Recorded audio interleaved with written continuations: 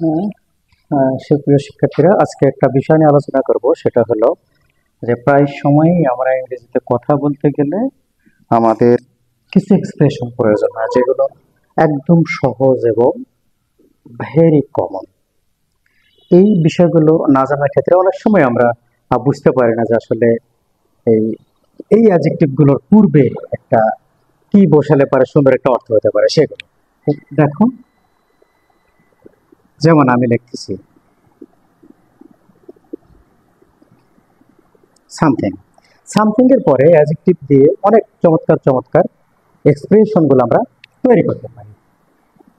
যেমন something beautiful, something useful, something new, something important, something special, something interesting, something strange, something serious, something wrong, something dangerous, something urgent. এরকম আরো অনেক adjective দিয়ে আমরা সহজেই অনেক এক্সপ্রেশন গুলো বলতে পারি at the time of speaking. তো সেক্ষেত্রে এটা অনেক গুরুত্বপূর্ণ। সামথিং এর জায়গায় আবার আমরা ব্যবহার করতে পারি সামথিং, এনিথিং ব্যবহার করতে পারি।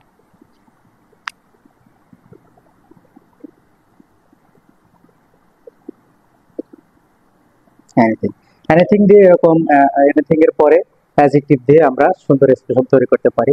Anything beautiful, anything useful, anything new, anything special, anything interesting, anything strange, anything serious, anything wrong, anything dangerous, anything urgent. এরকম আরো অনেক আছে, এনিথিং ইউজুয়াল। আপনি এগুলো ব্যবহার করতে পারেন। তারপর এনিথিং এর পরে আরেকটা বিষয় আছে,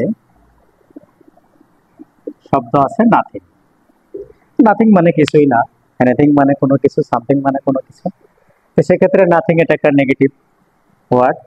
nothing important, nothing serious, nothing wrong, nothing right, nothing special, nothing urgent. প্রায় সময় আমরা বলে থাকি যে I would like to share something new, I would like to share something new and today I can learn something new from my class. এইভাবে আমরা অনেক expression গুলো বলতে পারি। এগুলো বেসিক্যালি স্পোকেনের ক্ষেত্রে অনেক গুরুত্ব এবং কাজ দেয়। আশা করি আমাদের এই ছোট্ট টিপস থেকে আপনারা অনেক কিছু শিখতে পারবেন।